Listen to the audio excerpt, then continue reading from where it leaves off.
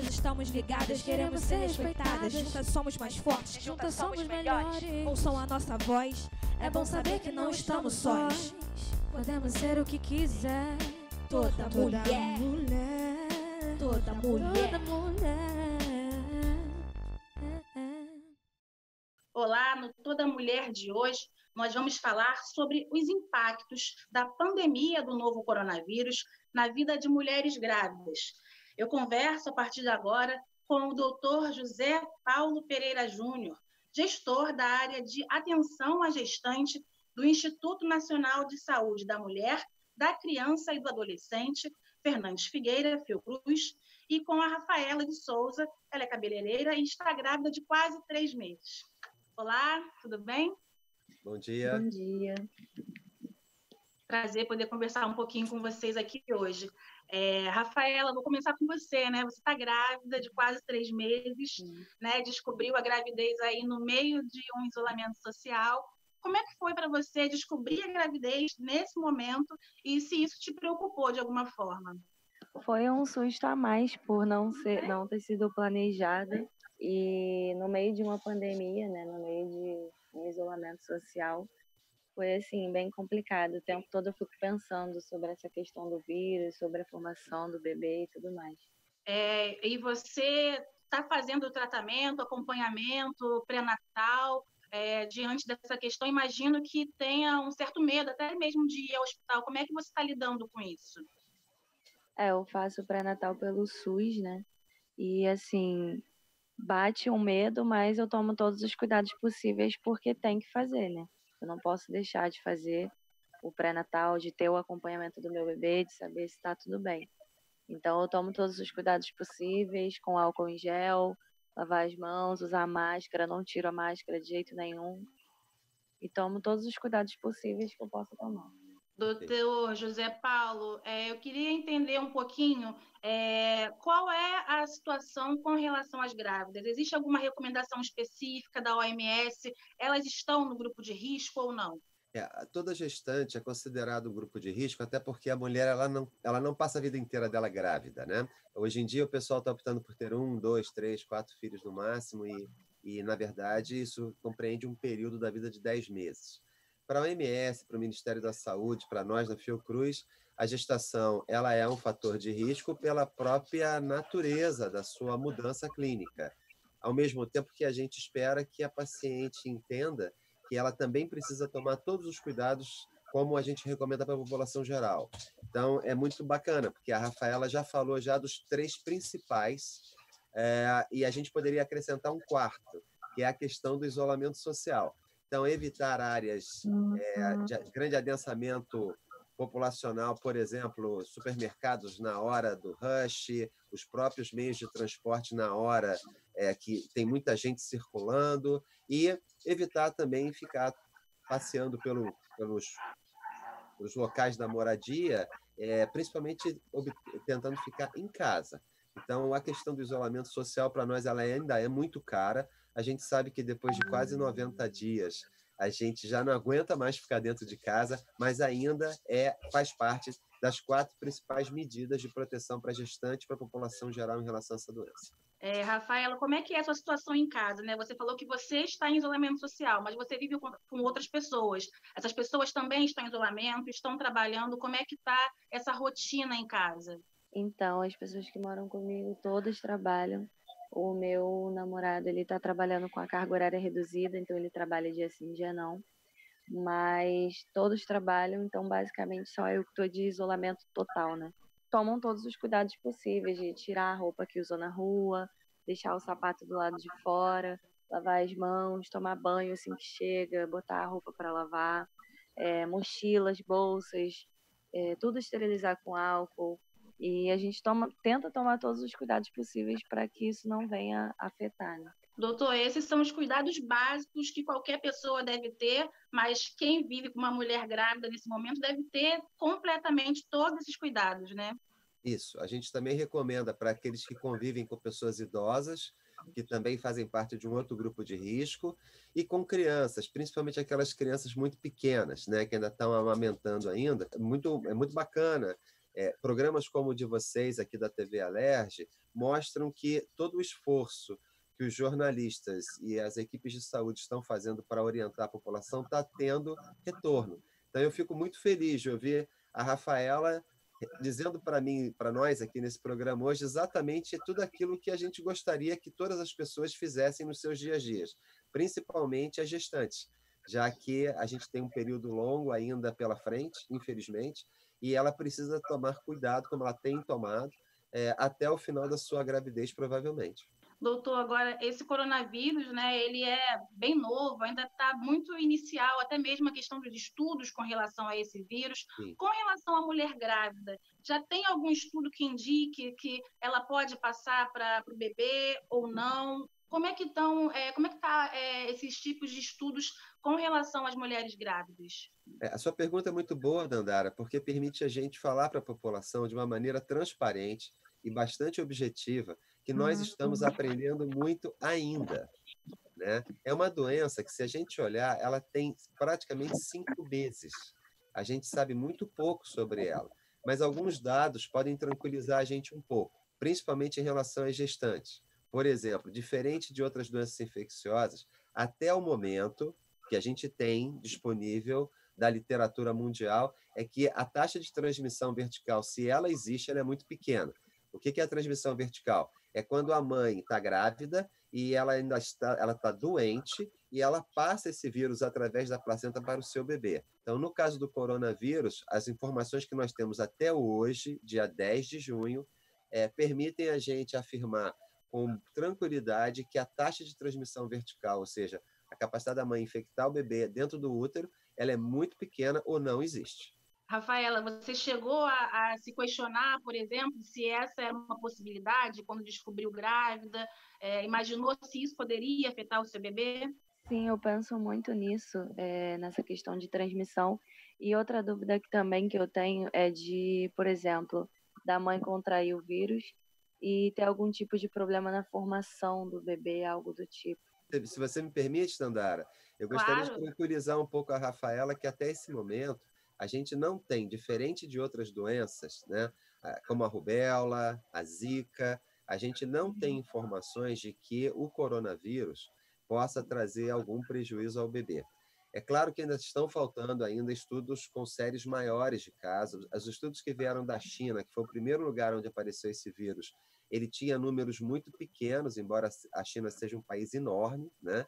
Mas, assim, agora com os estudos americanos e europeus, a gente está tendo uma ideia melhor sobre o que realmente acontece na população de gestantes quando elas estão infectadas por esse vírus. Não só em relação a elas próprias, como também aos seus bebês. E até o presente momento nos parece, por tudo que a gente leu até agora, que a taxa de problemas gerados pela doença no bebê ela é muito baixa ou não existe. Então, é um fator tranquilizador. Mas pode ser que semana que vem apareça uma nova informação e aí a gente vai ter que rever esse discurso. Mas depois de 5 meses de doença, principalmente na Europa, e agora nos Estados Unidos mais recentemente, aqui no Brasil também, a gente, até o presente momento, está bastante tranquilo em relação a esse problema da malformação ou de algum problema para o bebê por causa da doença do coronavírus. E já existe algum tipo de informação com relação a em que momento da gravidez pode ser mais problemático ou não que essa mãe pegue a doença? A doença, até o presente momento, o que a gente sabe é que ela, para cada 100 mulheres grávidas, 20 mulheres vão precisar de alguma visita no hospital, de alguma assistência médica especializada, de algum cuidado maior. E que dessas 20 mulheres, 5 podem apresentar alguma complicação mais séria, precisando inclusive de suporte de UTI. Os hospitais da rede do Rio de Janeiro, do SUS, estão organizados para dar essa atenção. Não, de novo, não é uma doença que a gente conheça muito, ela tem só 5 meses. Isso é muito pouco tempo em relação para a medicina, é muito pouco tempo.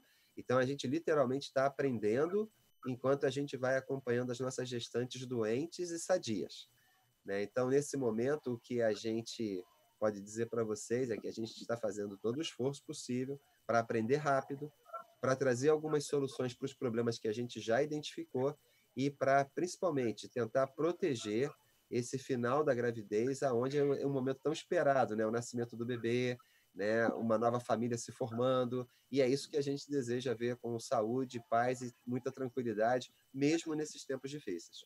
Um outro questionamento que eu vejo muito é com relação ao tipo de parto. Se Uhum. essa doença pode influenciar, por exemplo, a obrigatoriedade de um parto cesáreo. Existe essa obrigatoriedade ou não existe?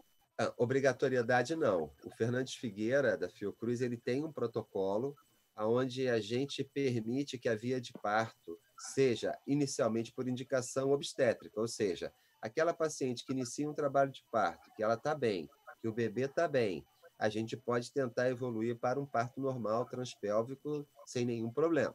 Naquela paciente que está apresentando algum desconforto respiratório, que está apresentando alguma alteração importante, caso a caso, a equipe vai avaliar, uma equipe multidisciplinar composta por obstetras, por clínicos, por anestesistas, por neonatologistas, que são aqueles pediatras que cuidam do bebê quando ele nasce. Ela vai avaliar a condição da gestante e tomar uma decisão, se é melhor praticar o parto cesáreo, se é possível induzir um parto normal. A gente tem alguns remédios que a gente pode usar para tentar induzir um trabalho de parto na paciente que ainda não está em trabalho de parto natural, né? E esse for o caso, dependendo do risco para a mãe ou para o bebê, a gente vai indicar cesariana, porque o que a gente quer no final é prestar a melhor assistência possível para aquela grávida e para aquele bebê. Rafaela, você já pensou, por exemplo, nessa situação, que tipo de parto você quer ter? Essa informação que o doutor trouxe agora, de alguma forma, pode influenciar também na sua decisão? O que você está pensando com relação a isso nesse momento? Eu já pensei nessa questão. Por mim, se tudo correr bem, eu prefiro o parto normal. Acho que a recuperação é melhor. Acho que faz bem, né, para a vida da mãe e do bebê, essa questão de ter essa proximidade e tal, e deixar a criança nascer no momento dela, no momento que ela escolheu para nascer. Fico pensando nessa questão, porque, assim, por exemplo, no posto do SUS onde eu faço o pré-natal, eles estão dando prioridade para atender mais as gestantes, questão de vacina, de consulta e tudo mais. E aí eu fico pensando nessa questão do parto, dos hospitais do SUS, como é que estão funcionando, como é que eles estão fazendo com essa questão de parto, hospitais que não são só maternidade, que também trabalham com outras áreas da saúde. Fico pensando como que está funcionando essa questão com o coronavírus. O que eu posso tranquilizar você, Rafaela, é que, com certeza, no pré-natal onde você está fazendo suas consultas, você já deve ter um hospital de referência, né? Os hospitais, eles se preparam do ponto de vista estrutural para evitar que pessoas, por exemplo, com síndrome gripal, fiquem em contato com pessoas que não têm síndrome gripal. Para evitar, por exemplo, que acompanhantes de pacientes que procuram o hospital e que tenham síndrome gripal também não entrem dentro do hospital ou dentro do posto de saúde. Eu imagino que a maioria dos gestores, desde o início da epidemia, já estão pensando e já implementaram alguns projetos, alguns planos para exatamente proteger a população que chega ao posto de saúde ou que chega ao hospital em trabalho de parto ou para outros tipos de atendimento. Então, esse é o primeiro ponto, né? Não misturar pessoas. O segundo ponto importante é, identificado algum fator de risco para a gestante, as consultas pré-natais, elas são a oportunidade que o médico tem, a equipe multidisciplinar tem, de tentar identificar qual é o fator de risco e de melhorar o cuidado pré-natal prestado àquela gestante ao seu bebê. E o terceiro momento, que eu acho que é tão importante quanto, que é a grande oportunidade que a gente tem durante o pré-natal de sanar as dúvidas, de instruir a paciente sobre os tipos de parto, o que ela vai sentir, que horas ela tem que procurar a maternidade, quando é que ela não precisa procurar a maternidade à toa, às vezes no meio de uma madrugada, chovendo muito, enfim. A gente sabe que o Rio de Janeiro é uma cidade com uma boa rede hospitalar, mas a gente também tem algumas dificuldades que são muito peculiares de cada área. Então, eu imagino, e a gente estimula muito lá no hospital, que a gestante use a consulta de pré-natal, que leve uma lista com as suas dúvidas, perguntas, de tal forma que ela possa ser esclarecida pelo profissional que estiver prestando aquele atendimento. Então, a gente julga, a gente acha super importante esse tipo de questionamento e, ao mesmo tempo, lembrar que é o melhor momento que a gente tem para poder ter informação técnica de qualidade e, com isso, tranquilizar a evolução para a paciente. A gente acredita muito nisso, embora a gente entenda que as redes sociais, as mídias, têm muita matéria boa, mas também tem muita fake news, e o paciente não é obrigado a saber qual é a notícia boa, qual é a fake news. Então, a gente prefere que o paciente, a nossa cliente, traga essas dúvidas para dentro do pré-natal e, com isso, a gente possa prestar uma orientação de boa qualidade para ela. Uma outra questão também, né, principalmente na hora do parto, é a situação hoje em dia, né, com a questão da pandemia, a dúvida é: a grávida vai poder ter um acompanhante nesse momento do parto, enquanto a gente ainda está nesse turbilhão de dúvidas, principalmente com relação ao novo coronavírus? Sim. Lá no hospital, a gente procura, enquanto um órgão consultivo do Ministério da Saúde, a Fiocruz, o Instituto Fernandes Figueira, ele procura sempre que possível estar alinhado com as políticas de boas práticas do Ministério, da Secretaria Estadual de Saúde e da Secretaria Municipal.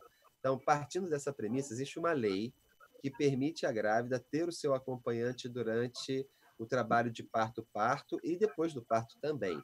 Até o presente momento, nós estamos seguindo a lei. Então, é facultado à paciente escolher um acompanhante que vai com ela para o trabalho de parto e que vai ajudá-la no pós-parto. Lá no hospital, por uma questão de segurança das outras pacientes, né, eu queria deixar isso bem claro, a gente era mais flexível. Por exemplo, a pessoa podia ir de manhã trocava por outro acompanhante de tarde, e a gente entendeu que nesse momento de epidemia, com a falta de testagem que a gente tem, com a dificuldade que a gente tem de identificar aquelas pessoas portadoras de coronavírus assintomáticas, a gente limitou a uma pessoa em períodos de 24 horas. Então, o acompanhante ele vai internar com a paciente, ele vai poder acompanhar o trabalho de parto e ele vai poder ajudar a paciente no pós-parto. Mas vai ser uma única pessoa no período de 24 horas por uma questão de segurança das outras pacientes, dos outros acompanhantes e, fundamentalmente, dos bebês. Porque, embora a gente tenha falado há pouco tempo atrás, né, que não existe transmissão vertical, existe a possibilidade do bebê recém-nascido se infectar com coronavírus. Então, a gente tem que proteger a comunidade de pacientes atendidas no hospital e, com isso, a gente consegue também cumprir a lei. E a gente entende que a presença do acompanhante no momento do parto ele é um direito da mulher e ele é muito importante que continue acontecendo como foi proposto pela própria lei. Então, nesse aspecto, se depender do sistema de saúde, viu, Rafaela? Eu imagino que você vai poder ter o seu acompanhante junto com você durante o parto e no período pós-parto até a alta hospitalar. Tá ótimo, doutor. E, Rafaela, você tem mais alguma dúvida? A gente começou a conversar um pouquinho antes de gravar. Você falou que tinha pesquisado um pouco ainda com relação à sua situação de grávida e essa doença, né? Você gostaria de perguntar mais alguma coisa para o doutor com relação a isso? Não, acho que todas as minhas dúvidas mesmo foram sanadas, mesmo sem citá-las. A minha maior dúvida mesmo era na questão da formação, né? Se tinha algum risco com a contração do vírus pela mãe. E essa questão do parto também, porque, assim, eu tenho amigas também grávidas, né? Faço parte agora de grupos de gestantes e tal. E essa dúvida é com relação ao parto, ao acompanhante no parto. É uma dúvida que, assim, basicamente está todo mundo, todas as gestantes estão tendo. E era uma dúvida minha também. Mas sigo com esperança de que até lá, porque eu ainda estou no comecinho, sigo com esperança de que até lá tenha diminuído bastante essa questão do vírus.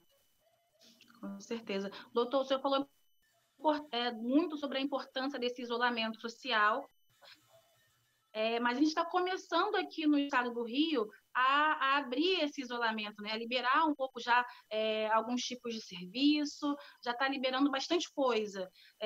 Como é que o senhor vê essa situação? A gente já está nesse momento de liberar? O senhor ainda seria bom segurar um pouco mais? Quando a gente fala em saúde pública, né, Dandara, a gente tem que imaginar que isso é muito dinâmico.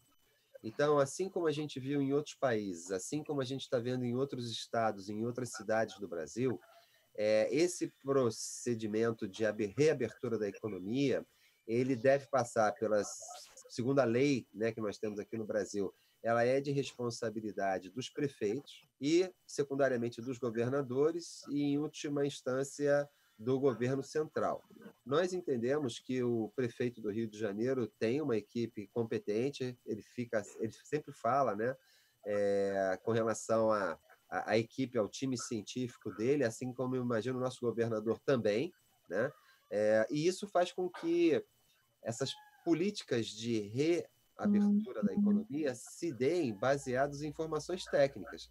Porque se eu tenho uma curva ascendente, se eu ainda tenho um número de novos casos muito elevado, isso significa dizer que a gente ainda pode ter a transmissão entre pessoas de tal forma que tenha uma explosão de novos casos e, com isso, a gente tenha que voltar a um período de isolamento social e restrição social, até mesmo lockdown, se for o caso.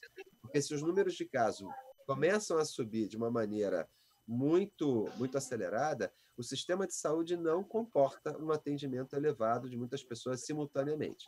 É isso que a gente tem falado aí nos últimos 5 meses, e é isso que é a realidade dos fatos. Então, dentro dessas análises que são feitas no município do Rio de Janeiro e em outros municípios do estado do Rio, eu imagino que os prefeitos, assessorados por equipes de epidemiologistas, médicos, sanitaristas, que eles estejam estudando essa evolução da doença nas suas cidades e, com isso, fazendo um planejamento adequado, em tempo hábil, porque a gente entende a necessidade das pessoas de precisarem ganhar o seu sustento, de precisarem mover a economia, mas a gente entende também que um movimento errado, fora de hora, pode fazer com que a gente tenha um retrocesso em todo esse ganho que nós tivemos com o achatamento da curva nos últimos 3 meses no Brasil.